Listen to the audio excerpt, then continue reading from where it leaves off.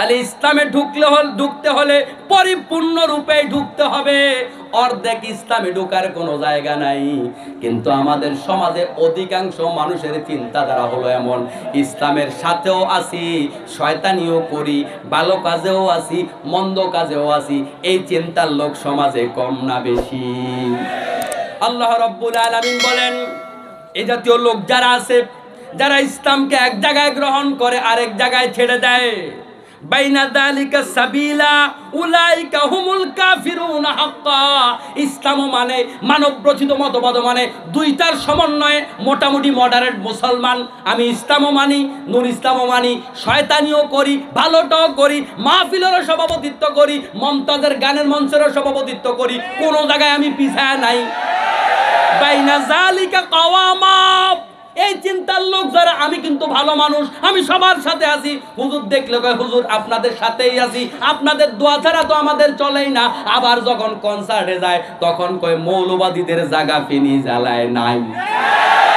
এই দুইটার সমন্বয় যারা করে চলে আর মনে মনে ভাবে আল্লাহ তাআলা তো অন্তত আমার একটা কবুল করবেই, আল্লাহ রাব্বুল আলামিন তাদের ব্যাপারে ফতোয়া দিচ্ছেন, কোন আলেমের ফতোয়া নয়। উলাইকা হুমুল কাফিরুনা হাক্কা, এরা শুধু কাফের না, এরা হলো টাটকা কাফের। কিন্তু এই চিন্তার লোক সমাজে কম না বেশি? অনেক বেশি, অনেক বেশি। যে ইসলামও মানে শয়তানিও করে, সুদও খায়, মসজিদেও আসে। আমার মুসলমান ভাইয়েরা, কিন্তু আল্লাহ পাকের আদেশ হলো ইসলাম পালন করতে চাও, ইসলামে ঢুকতে চাও, ইসলামে ঢুকলে তোমার লাভ, আমার কোনো লাভ নাই। তবে ইসলামে ঢুকলে পরিপূর্ণ ঢুকতে হবে, আধা আধি ইসলামে ঢোকার কোনো সুযোগ। আমার মুসলমান ভাইয়েরা, আধা আধি ইসলামে ঢুকে আল্লাহর জান্নাত পাওয়া যাবে না, আল্লাহর জাহান্নাম থেকে মুক্তি পাওয়া যাবে না। কারণ হলো এরকম অর্ধেক ইসলামে ঢুকে বিশ্বনবীর সাথে যারা পেছনে ছিল, আল্লাহ নবী সাল্লাল্লাহু আলাইহি ওয়াসাল্লাম তাদেরকে মুনাফিক হিসাবে চিহ্নিত করেছিল। বিশেষ করে ব্যক্তি জীবনে ইসলাম মানা, সমাজ জীবনে ইসলাম না মানা, আল্লাহ তাআলা তাদেরকে মুনাফিক হিসাবে স্বীকৃতি দিয়েছেন। ঠিক কি না? আমাদের সমাজে এই লোক তো অনেক বেশি, অনেক বেশি। আমার মুসলমান ভাইয়েরা, আল্লাহ তাআলা বলেন শারা আলাকুম মিনাদ দ্বীন, দ্বীনকে তিনি আইন করে সিদ্ধ করে দিয়েছেন। শারা মানে হলো আইন করে দেয়া। আল্লাহ তাআলা যদি কোনো বিষয় আইন করে দেয়, এর উপরে মানুষের আইন চলে? কথা কন না। আল্লাহর উপরে আইন কেউ দিতে পারে? কিন্তু বড় আফসোসের বিষয় হলো মানুষ এখন মানুষের আইনকে যতটা না সম্মান করে, আল্লাহর আইনকেও ততটা সম্মান করে না। এই যে আজকের আলোচনায় মাওলানা আব্দুল্লাহ আলামিন সাহেব বলে গেছেন যে আমরা যখন পর্দার ওয়াজ করি তখন কিছু লোকেরা আমাদেরকে বলে ব্যাকডেটেড, হুজুররা আমাদেরকে পিছিয়ে রাখতে চায়। ইসলাম কি বিধান দিছে, মুখ ঢাইকা রাখা যায় না, নিঃশ্বাস বন্ধ হয়ে আসে। এখন কিন্তু মাস 3টা লাগায় হাঁটে, এখন নিঃশ্বাস বন্ধ হয় না। আমার মুসলমান ভাইয়েরা, ইসলাম যেটা করে সেটার মধ্যেই কল্যাণ আছে, ঠিক কিনা? যার সবচাইতে বড় প্রমাণ হলো যে সমস্ত মুসলিম দেশগুলো আছে সেগুলোতে করোনার আক্রমণ কম, কারণ আমাদের মুসলিম ভাই বোনেরা পর্দা করে, ঠিক কিনা? তারা আমাদেরকে এখন যে হাত ধোয়ার শিক্ষা দেয়, এটা আমরা জন্মের পর থেকেই শিখেছি, আর এর বরকতটাও আমরা এখন পেয়েছি, ঠিক কিনা? তাহলে ইসলাম আছে যেখানে, কল্যাণ আছে সেখানে। হয়তো তুমি বুঝো না, হয় তুমি বুঝো না, কিন্তু ইসলামের মধ্যে সবচাইতে বেশি কল্যাণ, ঠিক নাকি? আমার মুসলমান ভাইয়েরা, আল্লাহ তাআলা বলছেন শারা, শারা মানে হলো আইন করে দেয়া, বিধান করে দেয়া। আল্লাহ রাব্বুল আলামিন আইন করে দিয়েছেন। কিন্তু এখন সব চাইতে বড় আফসোসের বিষয় হলো এখন আমরা আল্লাহর আইনের চাইতে বান্দার আইনকে বেশি ভয় পাই। আমরা এখন রবের চাইতে র‍্যাবকে বেশি ভয় পাই। র‍্যাব যদি আপনারে ফোন দিয়া কোনো কথা বলে যে আমি র‍্যাবের প্রধান বলছি অথবা র‍্যাবের অমুক ব্যাটালিয়ন থেকে বলছি, আপনাকে এই এই করতে হবে, কোন বেড়া না করবে? কিন্তু রবের কথাগুলো বক্তারা কত কত ভাবে বলে যায়, নামাজ পড়ুন, নামাজ পড়ুন, নামাজ পড়ুন, দাড়ি রাখুন, রোজা রাখুন, ভালো কাজ করুন, হালাল খান, হারাম খাবেন না, কত কত বলি রবের কথা। কয় জনায় কানে ঢুকায়? ইমাম সাহেব কত কথা প্রত্যেকটা সপ্তাহে বলে যায়। ইমাম সাহেব রবের কথা বলতে বলতে ইমাম সাহেব বুড়া হয়ে গেছে, কিন্তু বন্ধুগণ সুদ ঘুষ বুড়া হয় নাই, সুদ ঘুষ আস্তে আস্তে আরো জোয়ান হয়েছে। ইমাম সাহেব ওয়াজ করতে করতে সুদের বিরুদ্ধে ইমাম সাহেব মারা গেছে, সুদ ঘুষ মারা যায় নাই, এগুলো আরো তাজা হয়েছে, ঠিক কিনা? তাইলে আমরা রবের চাইতে র‍্যাবকে ভয় বেশি পাই, এটাই বাস্তবতা। অথচ রবের উপরে কাউকে ভয় পাওয়া যায় না, এটা শিরক। ভয়, ভয় এবং ভয়। আজকে সমাজে হক কথা হয় না ভয়ের কারণে, ন্যায় বিচার হয় না ভয়ের কারণে, সঠিক সাক্ষ্য দেয় না ভয়ের কারণে। সব জায়গায় ভয়। মুসলমানের মনে, মানুষের মনে মানুষের ভয় ঢুকে গেছে। অথচ আল্লাহ তাআলা কোরআনুল কারীমের পাতায় পাতায় বলেছে, ইত্তাকুল্লাহ, ইত্তাকুল্লাহ, ইত্তাকুল্লাহ। আল্লাহ তাআলা এতবার করে বলেছেন, কিন্তু বান্দা খবর নাই। বান্দা আল্লাহরে ভয় পায় না, বান্দা আল্লাহর বান্দারে ভয় পায়। অথচ বন্ধুগণ এটা স্পষ্ট শিরক, এটা হওয়ার কথা ছিল না। আল্লাহ রাব্বুল আলামিন বলেছেন, ফালিয়াবুদু রাব্ব হাযাল বাইত আল্লাযী আত'আমাহুম মিন জু'ইন ওয়া আমানাহুম মিন খাউফ। আল্লাহ তাআলা বলেছেন, ওই ঘরের মালিকের গোলামি করো, ওই ঘরের মালিক কাবার মালিকের গোলামি করো। তিনি তোমাদের খাবারের চাহিদা পূরণ করে দেবেন, তিনি তোমাদের ভয় দূর করে দেবেন, নিরাপত্তা দেবেন। আল্লাহর কথা ঠিক না বেঠিক? মাহফিলে আসলে ঠিক পরে, অনেকের সময় ঠিক থাকে না। আল্লাহর কথা যদি ঠিক হয়, আল্লাহর গোলামি করলে যদি ভয় দূর হয়, তাহলে মানুষ কেন মানুষকে ভয় পাবে? আল্লাহকে ভয় করলে, আল্লাহর গোলামি করলে যদি খাবারের ব্যবস্থা হয়, তাহলে আমরা চাকরির ভয়ে হক কথা কেন বলি না? আমার মুসলমান ভাইয়েরা, তার মানে আমাদের অন্তরে আল্লাহর ভয়ের চাইতে বান্দার ভয় এখন বেশি ঢুকে গেছে, ঠিক কিনা? এজন্য যে গোলাম মানুষকে বেশি ভয় পাবে, আল্লাহর নবী বলেন মানুষকে তারা বেশি ভয় দেখাবে যারা আল্লাহকে বেশি ভয় পায়। দুনিয়ার সব মানুষ তাদেরকে ভয় পায়। এজন্য আল্লাহকে ভয় পেতে হবে, তাহলে আল্লাহ তাআলা আমাদের আসল ভয় দূর করে দেবে, ঠিক কিনা? আমার মুসলমান ভাইয়েরা, বলছিলাম শারা'a লাকুম মিনাদ-দ্বীন, এই দিনকে আল্লাহ তাআলা বিধিবদ্ধ করে দিয়েছেন, দিনকে নির্দিষ্ট করে দিয়েছেন। ওই দিনের ব্যাপারে আল্লাহ তাআলা বলেন, এই দিনের ব্যাপারে কেবলমাত্র নবী হে আমি আপনাকে বলছি এমন নয়। এই দিনের ব্যাপারে আমি বলেছি নূহ আলাইহিস সালামকে, এই দিনের ব্যাপারে আমি মূসা আলাইহিস সালামকে বলেছিলাম, ঈসা আলাইহিস সালামকে বলেছিলাম, ইব্রাহিম আলাইহিস সালামকে বলেছিলাম। আচ্ছা প্রিয় ভাইয়েরা আমার, এই চারজন নবী ছোট নবী না বড় নবী? ছোট নবী না বড় নবী? এই চারজনের নামে এখানে লোকজন আছে না?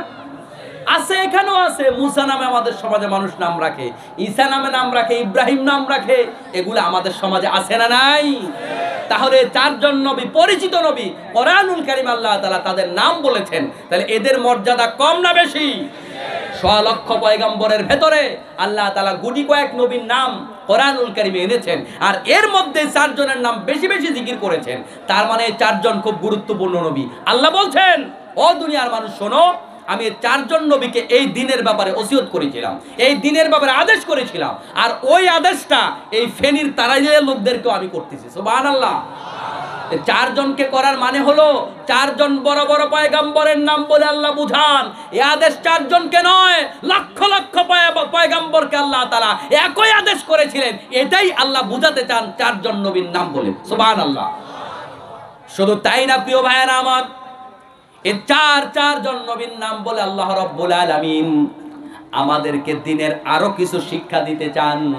আল্লাহ তাআলা বুঝাতে চায়, ও ফেনীর মুসলমানেরা, তোমরা যদি আমার এই ফরজটা পালন করতে চাও, এই দিনটা কায়েম করতে চাও, তাহলে তোমরা দয়া করে নূহ আলাইহিস সালামের জীবনী পড়ো।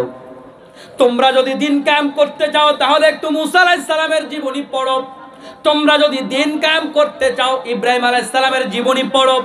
দিন কায়েম যদি করতে চাও, ঈসা আলাইহিস সালামের জীবনী পড়ো। আল্লাহ এটাই বুঝাতে চায়, ঠিক কি না? পড়লে কি হবে? পড়লে কি হবে শুনুন আমার মুসলমান ভাইরা, দিনের খেদমত করা আর দিন কায়েমের কাজ করা দুইটা কথার মধ্যে ব্যবধান আছে না নাই? আপনি দিনের খেদমত করবেন, আপনাকে প্রটোকল দেয়া হবে, আপনার দরবারে গরু মহিষ পাঠানো হবে, আর আপনি দিন কায়েমের কথা বলবেন, আপনার উপর জুলুম হবে। দুটা এক জিনিস নয়, দিনের খেদমত আর দিন কায়েম এক জিনিস নয়। আপনারা সবাই অনেকেই জানেন সূরা কাফিরুনের শানে নুজুল, আপনারা জেনে থাকবেন বিশ্বনবী সাল্লাল্লাহু আলাইহি ওয়াসাল্লামকে আবু জাহেল, আবু লাহাব, উতবা সাহেবার গোষ্ঠীরা প্রস্তাব দিয়েছিল, নবী হে আপনার সাথে অনেক তর্ক হয়েছে, বিতর্ক হয়েছে, অনেক ঝগড়াঝাটি হয়েছে, আর বিতর্ক করতে চাই না, দয়া করে আপনার সাথে আমরা একটা সন্ধিতে আবদ্ধ হতে চাই। সন্ধি হলো এই, আপনি জানুয়ারি মাসে এসে আমাদের মূর্তি গুলার একটু পূজা করে যান, আমরা ফেব্রুয়ারি মাসে গিয়া ইনশাআল্লাহ তারাবির নামাজে শরীক হইয়া যাব। মার্চ মাসে আমাদের দশরথে আপনি একটু পূজা করে যান, এপ্রিল মাসে আমরা এবার হজ করে আসব। এভাবে আপনারা আমরা মিলে একটু ধর্মটারে ভাগাভাগি করি, একটু নিকোজিশন করি, মিলে মিশে আমরা একটু ধর্মটারে পালন করি। এই প্রস্তাব রাসূলকে দিয়েছে না দেয় নাই? দেওয়ার পরে আল্লাহর নবী বলেছে, না ভালো কথাই কইছো, আর কিলাকিলি করুম না, চলো আমরা একাকার হইয়া যাই। এমন কথাকে রাসূল বলেছেন? এখন আমাদের অতি উদারতা দেখাই দিকে একাকার হওয়ার নাজির আছে না নয়? কোন মুসলমান হিন্দুদের পূজা মণ্ডপে যেতে পারবে না, কোন মুসলমান বিধর্মীদের গানের মঞ্চে যেতে পারবে না। এখন আমাদের লোকেরা যায় না, হিন্দুদের পাঠা জবাই করে, পাঠা বলি দেয়, ওই জায়গায় মুসলমানের সন্তান যায়, আর আপনি একটা হিন্দুর বাচ্চাকে, একটা হিন্দুর সন্তানকে জোর জবরদস্তি করেও আপনার গরু কোরবানি দেখাতে আনতে পারবেন না। বড় আফসোস, বড় আফসোস, আমরা আমাদের ধর্মকে আজকে বিলিয়ে দিচ্ছি, অথচ তিনারা আসে না, তিনারা তিনাদের ধর্মকে সম্মান করে। আমরা তাদের বিরোধী নই, তাদের ধর্ম তারা পালন করবে, ইসলামে বাড়াবাড়ি নাই। আমরা তাদের ধর্ম থেকে জোর করে আমরা কোন ধর্মের লোককে আমাদের কাছে আনতে চাই না, আমরা তাদেরকে স্বাধীনতা দিতে চাই। ইসলাম স্বাধীনতা দিয়েছে, আমরা প্রয়োজনে তাদেরকে নিরাপত্তাও দিতে চাই, কিন্তু তাদের ধর্মের সাথে আমরা একাকার হতে পারি না। সমাজের বিভিন্ন নেতৃবৃন্দ, মেম্বার, চেয়ারম্যান, এমপি নেতৃত্বের জন্য, রাষ্ট্রীয় দায়িত্বের কারণে, নিরাপত্তার কারণে তারা হয়তো যেতে পারেন, সেটা ভিন্ন কথা, সেটা নিরাপত্তার জন্য যাবেন। তাই বলে সেখানে গিয়ে আপনি ঢোল তবলা পিটাবেন, সেখানে গিয়ে প্রসাদ খাবেন, বিধর্মীদের অনুষ্ঠান গিয়ে প্রসাদ খাওয়া, এটা কোন মুসলমানের জন্য জায়েজ নাই। বিধর্মীদের অনুষ্ঠানে গিয়া একত্বতা পোষণ করলে ঈমান থাকে না।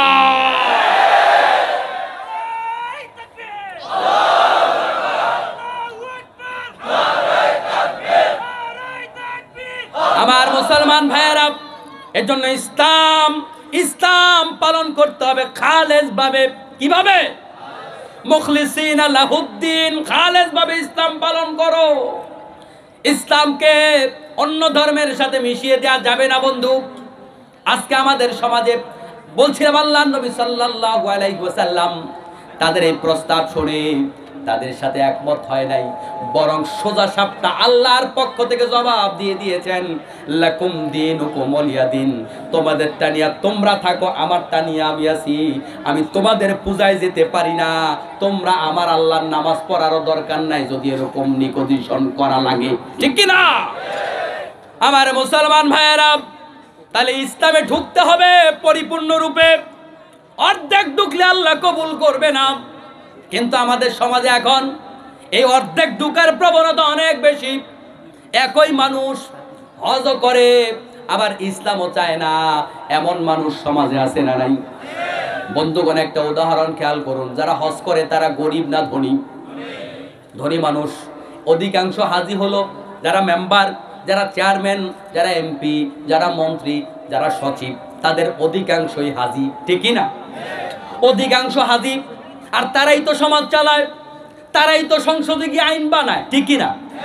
বন্ধুগণ বলুন, যারা আজকের সংসদে আছেন, কেউ ভুল বুঝবেন না, মনে কষ্ট পাবেন না। একেবারে স্বাধীনতার পর থেকে এ পর্যন্ত আগেও যারা বিভিন্ন দলের ভাইরা সংসদে গিয়েছে, যারা আইন বানিয়েছে, আইন বানানোর ক্ষমতা যারা রাখেন বন্ধু, তাদের অধিকাংশই হাজি, ঠিক কি না? কিন্তু তাদের কাছে গিয়া বলেন কোরআনুল কারীম দিয়ে সমাজ চলুক, এরকম আইন আপনারা সংসদে পাস করেন, করবে, করেছে। তার মানে বন্ধুগণ বোঝা গেল এই যে হাজী সাহেবেরা আজকে আমাদের সমাজে নেতৃত্ব দিচ্ছেন, সমাজে অসংখ্য হাজীও এমন আছে কাবায় গিয়া হজ করেছে কিন্তু আল্লাহর আইন চায় না। বেশি লোক দরকার নাই, সমাজে ইসলাম নাই, সমাজ থেকে ইসলাম উঠে যাচ্ছে আজকে। বেশি লোক লাগবে না, আপনার আমার মতো পাবলিক লাগবে না। যদি শুধুমাত্র এ দেশের হাজিরা বাংলার জমিনে আল্লাহর কোরআনের বিধান চায়, নবীর সুন্নাত কায়েম চায়, এ দেশে আল্লাহর কোরআন কায়েম হয়ে যাবে। তার মানে আমার সমাজের হাজিরাই ইসলাম চায় না, ঠিক কি না ভাই? হাজিরাই চায় না ইসলাম, আর কে চাইবে? আল্লাহ রাব্বুল আলামিন আমাদেরকে বললেন দিন কায়েম করো, তবে দিন কায়েম করার কাজ করা আর দিনের খেদমত করা দুই জিনিস। এই দিন কায়েমের কাজ করেছে এই চারজন নবী। নবী হে, আমি আপনাকেও এই কাজ করার জন্য আদেশ করছি। চারজন নবী কাজ করার পরে কি হয়েছে শুনুন। নবী নূহ আলাইহিস সালাতু ওয়াস সালাম, তার নাম নূহ ছিল না। মনোযোগিতা আছে তো আপনাদের? নবী নূহ আলাইহিস সালামের নাম নূহ ছিল না, তার নাম ছিল আব্দুল গাফফার। কি নাম শুনছেন পেছনের ভাইয়েরা? কি নাম? নবী নূহ আলাইহিস সালাতু ওয়াস সালাম, তার নাম ছিল আব্দুল গাফফার। নূহ নাম কিভাবে হলো? নূহ শব্দের অর্থ হলো ফুফিয়ে ফুফিয়ে কাদা। কিভাবে কাদা? বাচ্চাদেরকে বেশি মারলে ফুফায় ফুফায় কাঁদে, আছে না? বাবা মেরেছে, মায়ের কাছে যাওয়ার পরে একটু সান্ত্বনা পেলে কান্না থেমে যায়। কারণ অনেক সময় এমন আছে বাবা একটু আদর বেশি করে, আবার কারো কারো মা একটু আদর বেশি করে, বাবা শাসন বেশি করে, আছে না? একজনে মারলে বাচ্চার আরেকজনের কাছে যায়, এটাই তো বাচ্চাদের স্বভাব। কিন্তু যখন দুইজনেই মারে তখন বাচ্চা কষ্টে দুঃখে ফোফায়া ফোফায়া কাঁদে, আছে না নাই? এটাকে আরবিতে বলে নূহ।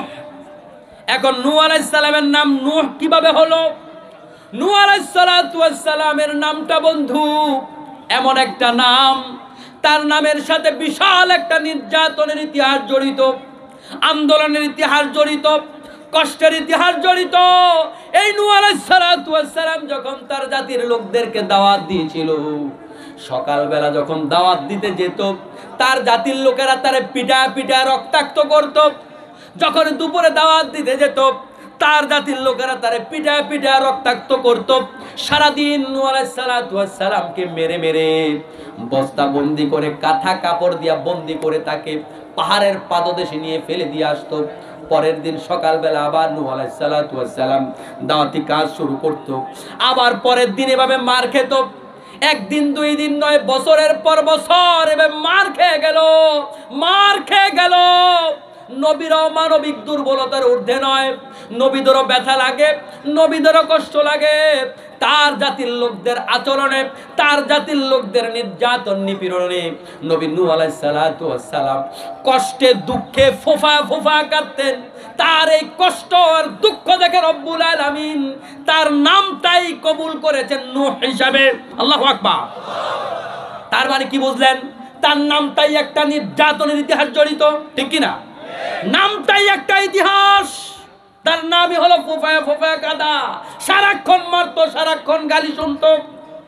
আমার মুসলমান ভাইয়েরা, আল্লাহ রাব্বুল আলামিন নূহ আলাইহিস সালামকে আমাদের নবী বানায় নাই, নূহ আলাইহিস সালামের উপর কিতাব নাজিল করে নাই।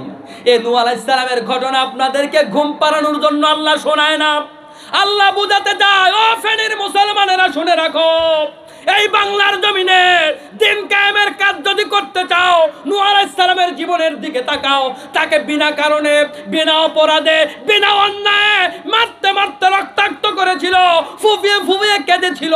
তোমরাও যদি বাংলার জমিনে দিন কায়েম করতে যাও, তোমাদের উপর ওই নূহ আলাইহিস সালামের মতো টর্চার আসবে, অত্যাচার আসবে, নির্যাতন আসবে, ঠিক কিনা?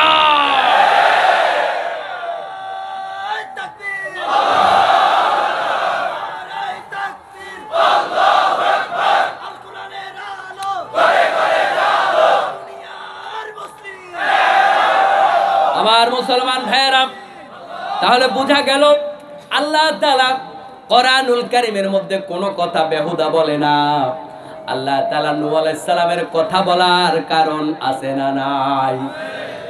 এজন্যই বলেছে নূহ আলাইহিস সালামের জীবনের দিকে তাকাও।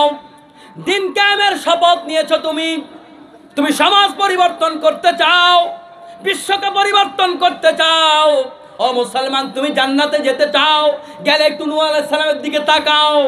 এই পথ ফুল বিছানো নয়, এই পথ কার্পেট বিছানো নয়, এই পথ কাঁটাযুক্ত, জান্নাত কাঁটা দিয়া ঘেরা, জান্নাত কষ্ট দিয়া ঘেরা, জান্নাত হামলা দিয়া ঘেরা, জান্নাত মামলা দিয়া ঘেরা। জান্নাতে যেতে চাও, তাহলে নূহ আলাইহিস সালামের মতো তোমাকে ভাগ্য বরণ করতে হবে, তবেই তুমি জান্নাতে যেতে পারবা।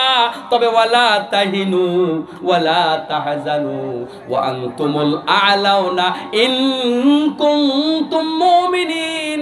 ও বাংলার মুসলমান, তাই বলে এটা ভেবো না আমি তোমাদের খালি পথে একা একা ছেড়ে দিয়েছি। হতাশ হয়ো না, নিরাশ হয়ো না। নূহ আলাইহিস সালামের মতো কষ্ট দিল, মনে রেখো এই জমিনে তোমারই বিজয় হবে ইনশাআল্লাহ, যদি তুমি ইমানদার হতে পারো। আমার মুসলমান ভাইয়েরা, আল্লাহ তাআলা বলছেন, নবী হে, এই দিনের কথা কেবল আমি আপনাকে বলছি না, শুনুন, এই দিনের কথা আমি ইব্রাহিম আলাইহিস সালাতু ওয়াস সালামকেও বলেছিলাম। ও বাংলার মুসলমানেরা, দিনের কর্মীরা, ও মুসলমান ভাইয়েরা, দিন যদি বুঝতে চাও, জান্নাতে যদি যেতে চাও, ওই দিন যদি শিখতে চাও, তাহলে এবার ইব্রাহিম আলাইহিস সালামের জীবনী একটু পড়ো।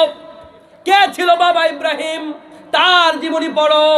আমাদের বাবা ইব্রাহিম আলাইহিস সালাতু ওয়াস সালাম তো ওই ব্যক্তি যিনি সর্বপ্রথম তার বাবাকে দাওয়াত দিয়েছিল। শুধু বাবাকে দাওয়াত দেয় নাই, দুনিয়ায় আসার আগেই তার বিরুদ্ধে ষড়যন্ত্র আছে না নাই? নমরুদ দুনিয়ায় আসার আগেই, নমরুদ ইব্রাহিম আলাইহিস সালাম দুনিয়ায় আসার আগেই ষড়যন্ত্র করেছে। যত গর্ভবতী মহিলা আছে সব গ্রেফতার কর, সব গ্রেফতার কর। কোন সন্তান, ছেলে সন্তান যেন জমিনে না আসে। সব গর্ভবতী মহিলাকে নমরুদ গ্রেফতার করেছে। কিন্তু আল্লাহ তাআলা যদি কাউকে বাঁচায় রাখতে চায়, দুনিয়ার কেউ কি মারতে পারে? আল্লাহ যদি দুনিয়ায় আনতে চায়, নমরুদকে আটকায় রাখতে পারবে?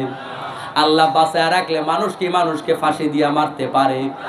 তার প্রমাণ তো নবী ইব্রাহিম আলাইহিস সালাতু ওয়াস সালাম দুনিয়ায় আসে নাই, এর আগেই ষড়যন্ত্র শুরু। কিন্তু ইব্রাহিম আলাইহিস সালাতু ওয়াস সালামের মা এতটা পাতলা চিতলা, তিনি যে গর্ভবতী এটা বোঝাই যায় না। সুবহানাল্লাহ কোন ইশারা কান। আমার মুসলমান ভাইয়েরা, ইব্রাহিম আলাইহিস সালাতু ওয়াস সালাম একটা গর্তের মধ্যে, গুহার মধ্যে তার জন্ম হয়েছে। মা তাকে গুহায় রেখে দিয়েছে। সেখান থেকে বারবার করে মা আপ ডাউন করতে পারবে না, বারবার করে দুধ পান করাতে আসতে পারবে না। ইব্রাহিম আলাইহিস সালাতু ওয়াস সালাম ছোট বাচ্চারা যেমনি ভাবে আঙ্গুল চুষে, এভাবে আঙ্গুল চুষতেন। আর এর মাধ্যমে রব্বুল আলামিন ইব্রাহিম আলাইহিস সালাতু ওয়াস সালামের খাবারের ব্যবস্থাটা করে দিতেন। সুবহানাল্লাহ। আল্লাহ তাআলা বুঝাতে যাও, বাংলার মুসলমানরা দিন কায়েমের কথা বলে চাকরির ভয় পাও কেন? আমি খাওয়াইতে তো চাকরি লাগে না, আমি তো ইব্রাহিমের সেই খোদা, খাওয়াইতে চাকরি লাগে না। আল্লাহ সেটাই বুঝাতে চায়। আল্লাহ তাআলা বুঝাতে চায় এই দিন কায়েমের পথ এত কঠিন পথ, দুনিয়ায় আসার আগেই ষড়যন্ত্র শুরু। আল্লাহু আকবার। আসার পরে দাওয়াত দিলেন বাবাকে, কারণ দুনিয়ার সবাই যদি পর হয়, বাবা মা পর হতে পারে না। কারণ চোরের বাবা মাও কিন্তু দেখবেন চোরের পক্ষে সাক্ষী দেয়, ঠিক না ভাই? সন্তান চোর হইলো কয় আমার ছেলে এত খারাপ না, বলে কি বলে না? তার মানে বাবা মা অন্তত সন্তানের পক্ষে থাকে অন্যায় করলো। আর ইব্রাহিম আলাইহিস সালাতু ওয়াস সালাম তার বাবাকে যখন দাওয়াত দিয়েছিল, তার বাবা বলেছিল লা আরজুমান্নাকা, ও ইব্রাহিম শোনো, এই দাওয়াতি কাজ যদি বন্ধ না করো, নমরুদের রাজত্বের জায়গায় তোমার রাজত্ব কায়েম করতে চাও, তোমার খোদাকে চিনি না তার রাজত্ব কায়েম করতে চাও, এটা সাদামাটা রাস্তা ভাবছো? শুনে রাখো ইব্রাহিম, আমি তোমার বাবা আজর বলছি, এই কাজ যদি না থামাও, লা আরজুমান্নাকা, আমি বাবা হয়ে তোমারে পাথর মেরে দুনিয়ার থেকে বিদায় করে দেব। আল্লাহু আকবার। কে বলছে? কে বলছে? খালু না বাবা? বাবা বলছে তোমারে পাথর মেরে হত্যা করব। আমার মুসলমান ভাইয়েরা, আল্লাহ তাআলা দিন কায়েম যারা করবে, যারা মুসলমান, যারা কোরআনওয়ালা, আজকের মাহফিলের শ্রোতা, আল্লাহ তাআলা তাদেরকে ডাক দিয়ে বোঝাতে চায়, ও তারা লিয়ার মুসলমান শোনো, ফেনীর মুসলমান শুনে রাখো, যদি তুমি দিনের কথা বলো, দিনের দাওয়াত দাও, তোমার কোনো অন্যায় লাগবে না, কোনো অপরাধ লাগবে না। তোমাকেও এ কথা বলতে পারে, বেশি বাড়াবাড়ি করলে ফালাইয়া দিমু। এরকম খবর বলে না, বলে না? আল্লাহ তাআলা ওইটাই বুঝাতে চায়, দিনের কথা বললে অপরাধ লাগে না। ওয়ামা নাকামু মিনহুম ইল্লা ইউমিনু বিল্লাহিল আজিজিল হামিদ। তাদের অপরাধ একটাই, তাদের কেন হত্যা করা হলো? অপরাধ কোনো অপরাধ না, অপরাধ একটা, ঈমান এনেছে আল্লাহর উপর। অনেক আলেমরা কয়, হুজুর আমাদের দরবারে এত হাদিয়া আসে, অমুক হুজুরের উপর এত জুলুম কেন? নিশ্চয়ই কোন অন্যায় করেছে। বন্ধু, না না, ভুল চিন্তা, আপনার ভুল চিন্তা। আপনি যদি এমনটা বলে মনে করেন যে অন্যায় করলেই জেলে যাওয়া লাগে, অন্যায় করলেই, অপরাধ করলেই কেবলমাত্র হামলা মামলা আসে, তাহলে আপনার অপবাদ আমার নবীর উপর পড়বে। কারণ আমার নবীও 3 বছর জেলখানায় ছিল। তাহলে আপনি কি বোঝাতে চান আমার নবী অন্যায় করেছে? নাউজুবিল্লাহ। এ কথা বললে ঈমান থাকবে? অতএব বন্ধু, বুঝে নিতে হবে, সত্য কথা বললে, ভালো কথা বললেও বিপদ আসতে পারে। আমার মুসলমান ভাইয়েরা, নবী ইব্রাহিম আলাইহিস সালাতু ওয়াস সালামের উপর বিপদ এসেছে। এটা আল্লাহর দেয়া পরীক্ষা, এটা আযাব গজব। এজন্য কোন বিপদ দেখলে মুসলমান আযাব গজব মনে করবে না। মুসলমান বিপদ দেখলে মনে করবে এটা আল্লাহর দেয়া পরীক্ষা। ঠিক কি না? ইযা আসাবাতহুম মুসিবাতুন ক্বালু ইন্না লিল্লাহি ওয়া ইন্না ইলাইহি রাজিউন। বিপদ মুসিবত আসলে মুমিন বলবে, এই বিপদ কার কাছ থেকে এসেছে? আল্লাহর কাছ থেকে বিপদ এসেছে। বিপদ সরিয়ে দেবেন কে? ওয়াস্তাঈনু বিস-সাবরি ওয়াস-সালাত। বিপদ এসেছে, নামাজে দাঁড়িয়ে যাও, আল্লাহর কাছে সাহায্য চাও, আল্লাহর কাছে সাহায্য চাও। বান্দার কাছে সাহায্য চাইয়া লাভ নাই। বান্দা জীবন বাঁচাতে পারে না, বান্দা জীবন ভিক্ষা দিতে পারে না, রাষ্ট্রপতি জীবন ভিক্ষা দেয়। এটাই যদি তোমরা বিশ্বাস করো, তাহলে বাংলাদেশের একজন রাষ্ট্রপতিও মারা যাইতো না। মারা যায় নাই, কার জীবন নিজেরটা রক্ষা করলো না কেন? অতএব জীবন বাঁচানোর মালিক কে? আমার মুসলমান ভাইয়েরা, তাই আসুন আল্লাহকেই আমরা ভয় করি। ইব্রাহিম আলাইহিস সালাম যেমনি ভাবে ভয় করেছেন, আল্লাহর উপরই ভরসা করি। ইব্রাহিম আলাইহিস সালাম যেমনি ভাবে আল্লাহর উপর ভরসা করেছেন, আল্লাহর উপর ভরসা যে ব্যক্তি করতে পারবে, রব্বুল আলামিন তার জন্য সব সফলতার দরজাগুলো খুলে দেবে। আমার মুসলমান ভাইরা, ইব্রাহিম আলাইহিস সালাতু ওয়াস সালাম দিনের কথা বলেছিলেন নাকি চুরি ডাকাতি করছেন? আচার ব্যবহার একটু খারাপ ছিল ইব্রাহিম আলাইহিস সালামের, মেজাজ একটু বেশি খারাপ ছিল, কথাবার্তা সুন্দর ছিল না, চেহারা সুরত সুন্দর ছিল না, দাওয়াতি কাজের যোগ্যতা একটুখানি কম ছিল। যেই যুগের যেই মানুষটা সবচেয়ে সুন্দর, যার ব্যবহার সবচেয়ে সুন্দর, যিনি সবচাইতে প্রাজ্ঞ, যিনি সবচাইতে যোগ্য, নেতৃত্বের গুণাবলী যার সবচাইতে বেশি, আল্লাহ তাআলা তাকেই নবী বানায়। সবচাইতে যোগ্য লোক ছাড়া আল্লাহ নবী বানায় না। ঠিক কি না? তার মানে সব যুগের সবচাইতে যোগ্য লোকটাই আল্লাহ নবী হয়। ইব্রাহিম আলাইহিস সালাতু ওয়াস সালাম এত ভালো মানুষ, এত প্রাজ্ঞ মানুষ, এত বড় মাপের নবী, যাকে আল্লাহ তাআলা মুসলিম জাতির পিতা বানিয়েছেন। সুবহানাল্লাহ। আমাদের জাতির পিতা কে? ইব্রাহিম আলাইহিস সালাতু ওয়াস সালামের মতো পয়গম্বর দ্বীনের কথা বলেছেন, দ্বীনের দাওয়াত দিয়েছেন, ফলশ্রুতিতে তার বিরুদ্ধে মিথ্যা মামলা হলো। মিথ্যা মামলার সাজা স্বরূপ তাকে আগুনে ফেলে দেওয়া হবে। দীর্ঘদিন ধরে বিশাল বড় অগ্নিকুণ্ড তৈরি করা হলো। আর সেকালের যত মিডিয়া ছিল, আমাদের মতো ইলেকট্রিক প্রিন্টিং মিডিয়া ছিল না, মুখে মুখে যত মিডিয়া ছিল, সব মিডিয়ার মাধ্যমে ইব্রাহিম আলাইহিস সালামের বিরুদ্ধে এমন ভাবে অপপ্রচার করেছে। অপপ্রচার করতে করতে জনগণ অপপ্রচারগুলো আস্তে আস্তে বিশ্বাস করা শুরু করেছে। আমার মুসলমান ভাইয়ের, একটা মিথ্যা কথা বারবার বললে কখনো কখনো সত্য মনে হয়। ঠিক কি না? মিথ্যার দাপটে কখনো কখনো সত্য হারায়া যায়, এরকম হয় না? তবে মিথ্যা চিরদিন স্থায়ী হয় না, সাময়িক বিজয় হতে পারে। যে কারণে মুসলমান ভাইয়েরা ইব্রাহিম আলাইহিস সালাতু ওয়াস সালামের মতো পয়গম্বরের বিরুদ্ধে এত এত এত অপপ্রচার হয়েছে, অপপ্রচারের মাত্রা এত বেশি ছিল, পক্ষে কেউ নাই। জনগণ বিশ্বাস করা শুরু করলো আসলেই তো ইব্রাহিম খারাপ মানুষ, নাউজুবিল্লাহ, ইব্রাহিম খারাপ মানুষ, তার মতো খারাপ আর কেউ নাই, এত পাপিষ্ট মানুষ, তার মারাই দরকার, নাউজুবিল্লাহ। মানুষের মাথায় এমন কথা সরকার ঢুকিয়েছে, রানিং সরকার, সরকারের এই অপপ্রচারে একটা পর্যায়ে ইব্রাহিম আলাইহিস সালাতু ওয়াস সালামের রাষ্ট্রের লোকেরা, দেশের লোকেরা বিশ্বাস করতে শুরু করলো। আবার কেউ কেউ এমন মানত করতে শুরু করলো, ইব্রাহিম যে এত পাপিষ্ট মানুষ, তারে তো মারাই দরকার। যদি আমার ছেলে তো হয় না, আমার মেয়ে হয় না, বহুদিন হলো, যদি আমার একটা ছেলে হয়, আমি মানত করলাম ইব্রাহিম রে পোড়ানোর জন্য 10 কেজি লাকড়ি দিব। নাউজুবিল্লাহ বলবেন না? ওয়াজ বুঝেন নাই, কথা বুঝেন নাই? যে আমার যদি ছেলে মেয়ে হয়, তাহলে ইব্রাহিমকে পোড়ানোর জন্য 10 কেজি লাকড়ি দিব। আরেকজন 10 বছর মামলায় পড়ে আস, অনিয়ত করতেছে, আমার যদি মামলার থেকে খালাস পাই, তাহলে আমি 20 কেজি লাকড়ি দিব ইব্রাহিমকে পোড়ানোর জন্য। এভাবে মানুষ মানত করা শুরু করলো, বন্ধু, হাসির খোরাক নয়। আল্লাহর একজন নবী, একজন পয়গম্বরের বিরুদ্ধে জাতি কতটা অপপ্রচার করলে পরে একটা পয়গম্বরের বিরুদ্ধে জাতি এমন খারাপ ধারণা করতে পারে। যখন মানুষগুলো এমন নিয়ত করা শুরু করলো, আমার মুসলমান ভাইয়েরা, এমত অবস্থায় ইব্রাহিম আলাইহিস সালামের ঈমান বুঝি একটু, আমি একটা ভালো মানুষ, চরিত্রবান মানুষ, আমারে তারা এভাবে চরিত্রহীন ভাবা শুরু করলো। একটু নড়ে চড়ে বসছে নাকি ইব্রাহিম আলাইহিস সালাম? অটুট আছে না নাই? আল্লাহ তাআলা বাংলার মুসলমানদের বুঝায়, ও বাংলার মুসলমানরা শুনে রাখো, দিনের কথা বলো, কোন অন্যায় লাগবে না, অপরাধ লাগবে না, মিডিয়া তোমাদের হাতে নাই, কি করবা? তোমাদের জানাকার বলা হবে, তোমাদের অপরাধী বলা হবে, মিথ্যা মামলায় জেলখানায় ঢুকিয়ে দেওয়া হবে। পিছপা হয়ো না, পিছপা হয়ো না।